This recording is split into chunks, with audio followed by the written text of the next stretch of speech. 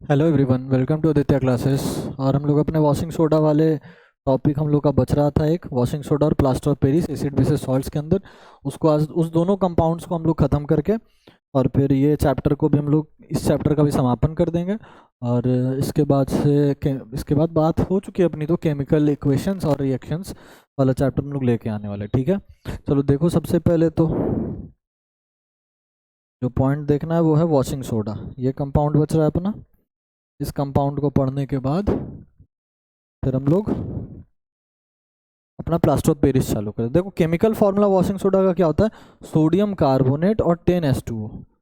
Sodium carbonate और 10H2O। अच्छा, इस 10H2O को क्या कहते हैं? इस 10H2O को कहते हैं वाटर ऑफ क्रिस्टलाइजेशन।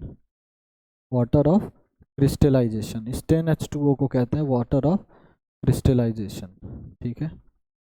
तो 10 मॉलिक्यूल 10 मोल H2O और सोडियम कार्बोनेट का मिक्सचर को क्या कहते हैं? वॉशिंग सोडा कहते हैं। एनहाइड्रस फॉर्म का मतलब बिना पानी का। बिना पानी का यानी कि पानी सुखा दो, तो पानी सुखा दोगे तो क्या बचेगा? सिर्फ Na2CO3 बचेगा। सिर्फ इस Na2CO3 को क्या कहते हैं? Soda ash. इस Na2CO3 को क्या कहते हैं? Soda ash. तो अगर इस वॉशिंग सोडा का जो 10 मोल पानी है उसको अगर सुखा दें उसको एनहाइड्रस सोडियम कार्बोनेट कहते हैं या फिर सोडा ऐश कहा जाता है। क्लियर है? चले आगे। चलो आगे चलो। Washing soda is manufactured by process called as Solvay process. तो सॉल्वे प्रोसेस कहते हैं इसको। थोड़ा सा यहाँ खिंचपिच हो गया है, इसको हटा दो क्योंकि समझा दिए। तो इस प्रोसेस को क्या कहा जाता है? वॉशिंग सोडा जिस प्रोसेस से ऑब्टेन किया जाता है उस प्रोसेस को क्या कहते हैं? सॉल्वेज प्रोसेस, ठीक है। अब ये प्रोसेस थोड़ा बहुत ब्रीफ डिस्कशन कर देंगे, लेकिन पूरा पूरा मैन्युफैक्चरिंग वाला पॉइंट तो हट चुका है सिलेबस के अंदर से, इसीलिए बस इसका थोड़ा थोड़ा ब्रीफ कर दें कि सॉल्वे प्रोसेस होता क्या है। तो ब्रीफिंग देख लो, इसका ब्रीफिंग देख लो, सॉल्वे प्रोसेस क्या होता है। Let us see the briefing of this manufacture of washing soda. कैसे बनाते हैं उसका एक ब्रीफिंग देख लो, बाकी तो फिर है नहीं सिलेबस के अंदर, तो ज़्यादा पढ़ के करे हुए क्या। देखो, सॉल्वे प्रोसेस क्या है। अब सॉल्वे नाम के एक साइंटिस्ट थे, उन्होंने ये प्रोसेस क्या किया था? डिज़ाइन किए थे वो इस प्रोसेस को, तो उनके नाम पे रख दिया गया सॉल्वेज प्रोसेस। इसके अंदर करते क्या है बस वो समझ लेना, काफ़ी है, उससे ज़्यादा फिर समझने का नीड भी नहीं है, ठीक है। देखो क्या किए थे उन्होंने। सॉल्वे में क्या हुआ था? सॉल्वे प्रोसेस के अंदर, सॉल्वे प्रोसेस के अंदर NaCl लिया गया था। NaCl लिया गया था, ठीक है। कितना कॉन्सेंट्रेशन? 20% कॉन्सेंट्रेशन NaCl था। तो कॉन्सेंट्रेशन फिक्स है 20% कॉन्सेंट्रेशन NaCl, ठीक है। और इसी 20% कॉन्सेंट्रेशन NaCl को क्या कहा जाता है यार? इसी 20% कॉन्सेंट्रेशन NaCl को ब्राइन कहा जाता है। This 20% concentration of NaCl is called as brine solution. पानी के अंदर 20% सॉल्ट मिला दो तो वो सॉल्यूशन क्या जो ऑब्टेंड होता है उसी को क्या कहते हैं? Brine solution. तो 20% NaCl सॉल्यूशन लिया गया, ठीक है। उसके अलावा क्या लिया गया देखना। तो पहला रॉ मटेरियल ये था। दूसरा रॉ मटेरियल क्या लिया गया? Ammonia, NH3। सबको पता है अमोनिया के बारे में, तो अमोनिया लिया गया। दूसरा रॉ मटेरियल अपना क्या था? अमोनिया था। क्लियर है? देख लो जल्दी से। दूसरा अमोनिया था और तीसरा रॉ मेटल यहाँ से लिया गया अपने। The third raw material used in this process is quick lime. Quick lime क्यों इधर लिख रहे हैं? कैल्शियम कार्बोनेट, ठीक है। कैल्शियम कार्बोनेट, और इसको क्या कहते हैं? क्विक लाइम कहते हैं। तो तीन तीन रॉ मटेरियल सॉल्वे प्रोसेस के अंदर लिया जाता है। पहला NaCl 20% कॉन्सेंट्रेशन में, जिसको ब्राइन सॉल्यूशन कहते हैं, पानी के अंदर घोल के। उसके अलावा NH3 अमोनिया और CaCO3 क्विक लाइम लिया जाता है। क्लियर है? लाइमस्टोन, क्विक लाइम की जगह लाइमस्टोन लिख लो, लाइमस्टोन चूना, ठीक है। क्लियर है? तो ये तीन रॉ मटेरियल्स है। तो अगर इसकी बात करें ये तीन हैं क्या? What are these three? These three are raw materials. These three are raw materials. तो ये तीन रॉ मटेरियल्स हैं, ठीक है। इन्हीं से प्रिपेयर किया जाता है। उसके बाद लंबा चौड़ा प्रोसेस होता है। एब्जॉर्बिंग टावर में भेजा जाता है, कूलेंट टावर के अंदर भेजा जाता है, ठीक है। कार्बोनेटिंग टावर में भेजा जाता है। वो सब फिर पूरा प्रोसेस को डिस्कस करने लगे तो पूरा का पूरा लेक्चर इसी में ख़त्म हो जाएगा। सिंपली रॉ मटेरियल समझ लो, सॉल्वे प्रोसेस से ऑब्टेंड करते हैं सोडा, वॉशिंग सोडा को, ठीक है। रॉ मटेरियल क्या क्या यूज़ है ये जान लो, मोर देन सफिशिएंट है, फार्मूला वार्मूला देख लो, ठीक है। इसके बाद यूज फिजिकल प्रॉपर्टी समझो क्या है। पहला फिजिकल प्रॉपर्टी क्या है, कलर। पहला physical property colour. Obviously washing soda किस कलर का होता है, वाइट कलर का होता है। वाइट क्रिस्टलाइन सॉलिड होता है, पानी में डिजॉल्व हो जाता है आसानी से, सबको पता है। इफ्लोरेसेंस अगर बोले ड्राई एयर में एक्सपोज कर दोगे, ये अपना वाटर ऑफ क्रिस्टलाइजेशन में जो 10 मॉलिक्यूल H2 होता है ना, वो लूज करना चालू कर देता है तो जो वाटर ऑफ क्रिस्टलाइजेशन होता है वो लूज करना चालू कर देता है। कौन सा कंपाउंड, वॉशिंग सोडा, और किस में चेंज हो जाता है, Na2CO3 डॉट H2O में चेंज हो जाता है, 9 मॉलिक्यूल लूज कर देता है, ठीक है। और इसीलिए देखते भी हो कि नॉर्मली वॉशिंग सोडा को लो, वॉशिंग पाउडर को नॉर्मली ऐसे ही छोड़ दो हवा में, घर के अंदर ऐसे ही खुला छोड़ दो, पसीज जाता है। पसीज जाता है, क्या होता है, पसीजने का मतलब लूज कर गया अपना सारा का सारा मॉलिक्यूल ऑफ H2O, ठीक है। आगे चले तो वॉशिंग सोडा पैकेट के अंदर किस फॉर्म में होता है, ड्राई फॉर्म में होता है, एनहाइड्रस फॉर्म में होता है। तो ड्राई फॉर्म में होता है, वो मॉइस्चर को क्या कर लेता है, एब्जॉर्ब करके बिल्कुल पसीज जाता है, इसीलिए उसको ऐसे एयर टाइट कंटेनर में रखा जाता है। क्लियर है। आगे आओ, एक्शन ऑफ हीट। हीट का एक्शन क्या है, अगर वॉशिंग सोडा को हीट कर दोगे तो एनहाइड्रस सोडियम कार्बोनेट बनेगा। मतलब कि इसका मतलब यहाँ से समझ लो इस रिएक्शन से कि ये मेरा वॉशिंग सोडा है, ये मेरा वॉशिंग सोडा है, ठीक है। This is my washing soda. अगर इसको हीट कर देंगे तो पूरा का पूरा क्या हो जाएगा, पूरा का पूरा क्या हो जाएगा, गायब, Na2CO3 गायब। और क्या बचेगा, मतलब 10 मॉलिक्यूल H2O तो ऐसे ही गायब हो जाएगा, और सिर्फ बचेगा ये एनहाइड्रस सोडियम कार्बोनेट, ठीक है। चले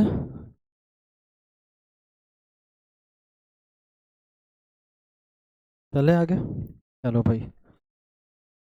तो ये खत्म, इसका यूजेस देख लो, uses is important, uses is important. और इन सारे कंपाउंड्स का यूजेस ही ज़्यादा इंपॉर्टेंट है। क्या क्या यूजेस इंपॉर्टेंट में है, वॉशिंग सोडा वाइट क्लॉथ्स को वॉश करने, लॉन्ड्री में यूज़ करते हैं, सिंपल सबको मालूम है कि लॉन्ड्री पर्पस के लिए यूज़ करते हैं क्योंकि बेसिक नेचर होता है। दूसरा, वॉशिंग सोडा का यूज़ सॉफ्ट हार्ड वाटर को सॉफ्ट करने में भी यूज़ किया जाता है। तीसरा, इसका फ़ायदा क्या है, वॉशिंग सोडा हार्ड वाटर के अंदर भी क्लींजिंग प्रॉपर्टी को इन्हेंस करके देता है। अगला, सोडा ऐश जो होता है वो यूज़ किया जाता है डिटर्जेंट्स को ऑब्टेन करने में, जिनको वॉशिंग पाउडर कहते हैं, ठीक है। तो सोडा ऐश है, डिटर्जेंट को ऑब्टेन करने में यूज़ करते हैं, ठीक है। अगला, यही वॉशिंग सोडा जो है वो पेंट और पेपर इंडस्ट्रीज में भी यूज़ होता है। क्लियर है। चलो, नोट पॉइंट में क्या लिखा था, water associated with the crystal of any salt is called water of crystallisation. बताए ना कि Na2CO3 है, इसके साथ ये जो 10 मोल का H2O लगा हुआ है, 10 मोल का H2O, इसको क्या कहते हैं, वाटर ऑफ क्रिस्टलाइजेशन कहते हैं, ठीक है। तो जो सॉल्ट्स होते हैं अगर उनके साथ जो ये वाटर मॉलिक्यूल्स ऐड होता है अलग से, इनको वाटर ऑफ क्रिस्टलाइजेशन कहते हैं। और ऐसे सॉल्ट्स को हाइड्रेटेड सॉल्ट्स कहते हैं। कैसे सॉल्ट्स, हाइड्रेटेड। ऑब्वियसली उसमें पानी ऐड है, पानी उसमें मिला हुआ है, तो उसको हाइड्रेटेड सॉल्ट्स कहेंगे ही कहेंगे, nothing big issue with it. Certain anhydrous और पार्शली हाइड्रेटेड, तो और कुछ सॉल्ट्स जो एनहाइड्रस नेचर के हैं, जो पार्शली हाइड्रेटेड हैं, ठीक है, यानी कि पूरा का पूरा जिनमें पानी प्रेजेंट नहीं है, पार्शली हाइड्रेटेड है, ऐसे सॉल्ट्स को डेलिक्विसेंट कहते हैं। इनका एटमॉस्फेयर से, एयर से मॉइस्चर एब्जॉर्ब करने का टेंडेंसी ज़्यादा होता है, इसलिए ऐसे कंपाउंड्स को डेलिक्विसेंट कंपाउंड्स कहते हैं, और इस प्रॉपर्टी को डेलिक्विसेंट कहते हैं, ठीक है। तो जैसे एनहाइड्रस MgCl2, CaCl2, ये सारे डेलिक्विसेंट सॉल्ट्स हैं। छोड़ दोगे तो मॉइस्चर से क्या, एयर से मॉइस्चर क्या कर लेगा, ये लोग एब्जॉर्ब कर लेगा, ठीक है।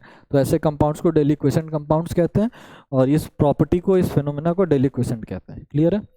चले आगे, चलो नेक्स्ट पार्ट और लास्ट कंपाउंड है अपने इस टॉपिक का, इस चैप्टर का, plaster of Paris. Plaster of Paris को शॉर्ट में POP भी कहते हैं, POP, प्लास्टर ऑफ पेरिस, ठीक है। ये जो हाथ फ्रैक्चर में जो करते हैं, हाथ का प्लस्तरा, हाथ को जो फिक्स करते हैं हाथ के हड्डी को, इसी को प्लास्टर ऑफ पेरिस कहते हैं, ठीक है। तो plaster of Paris is not semi hydrate of calcium sulphate. It's molecular, क्या होता है molecular formula, calcium sulphate dot half H2O कह लो, या इसी को 2 times of calcium sulphate dot H2O भी कहा जाता है। 2 से मल्टीप्लाई करके कर लिया, ठीक है। तो दोनों सेम फार्मूला है, हाफ H2O कह लो या 2 times of calcium sulphate dot H2O कह लो।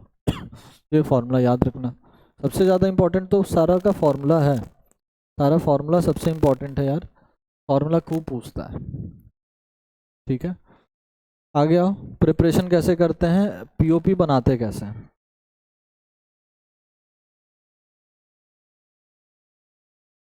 देखो पीओपी बनाते कैसे हैं, पहले एक थ्योरी एक लाइन लिख लेना, gypsum is heated, gypsum is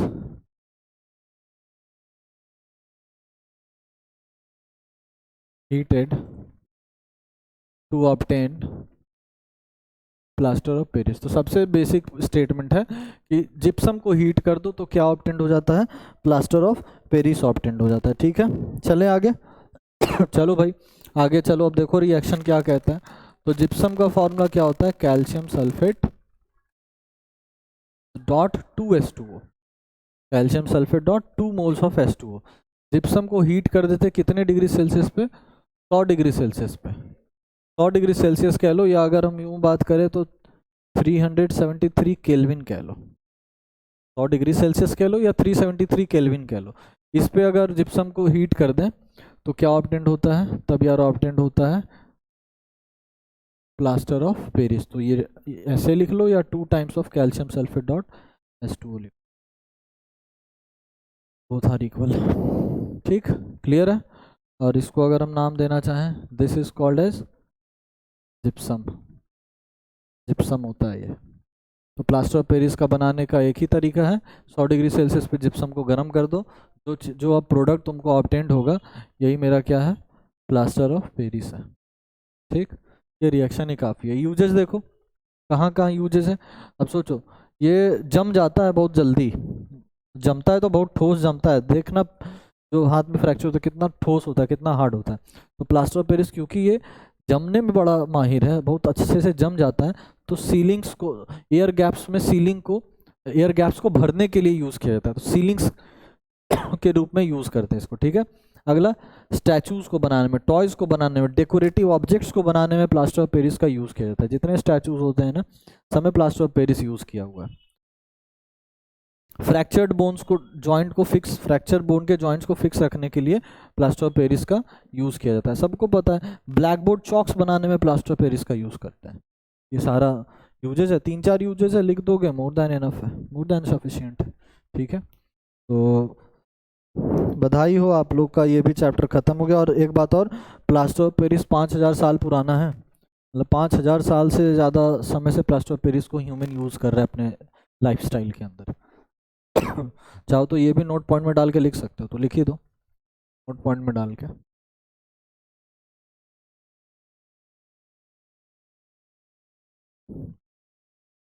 ऐसे लिख लो, नोट पॉइंट में डाल के इस तरीके से इसको लिख लो यार, plaster of Paris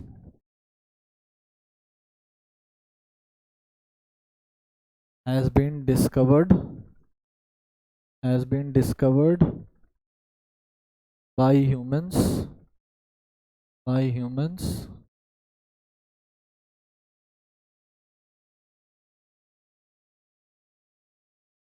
about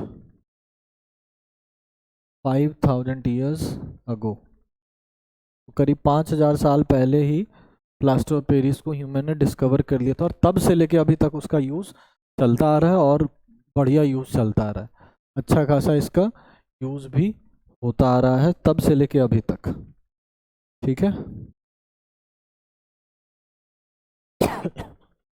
clear है।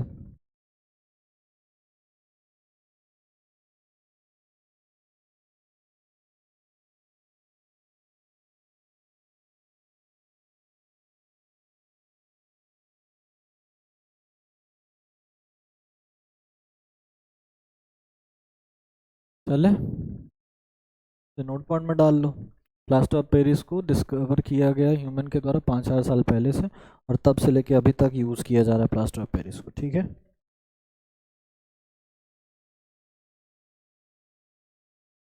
अच्छा एक प्लास्टर ऑफ पेरिस के पीछे का एक नाम भी बड़ा एक रीजन है, बहुत दिलचस्प रीज़न है वो भी बता देते हैं यहाँ पे सेकंड पॉइंट के अंदर।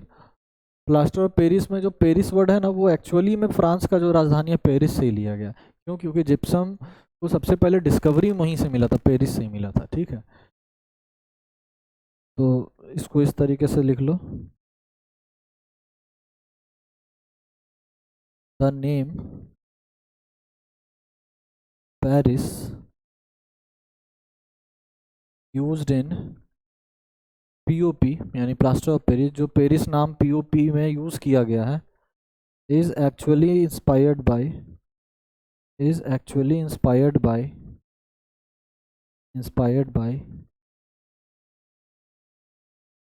The capital city of France, the capital city of France, that is क्या है फ्रांस का कैपिटल सिटी? पेरिस ही तो है। तो पेरिस में ही डिस्कवर किया था, मतलब वहीं पे इसके बारे में काफ़ी खोज हुआ था, ये सब जिप्सम विप्सम के बारे में, तो पेरिस पे ही नाम लिखती हैं। ठीक है करें, चले फिर। ठीक है, तो फिर ख़त्म हुआ ये चैप्टर। अगले वीडियोस में हम लोग जब भी आएंगे तो अपने नए चैप्टर के साथ आएंगे, जो कि होने वाला है अपना chemical reactions and chemical equations. तब तक के लिए ख्याल रखो। Thank you very much. जय हिंद।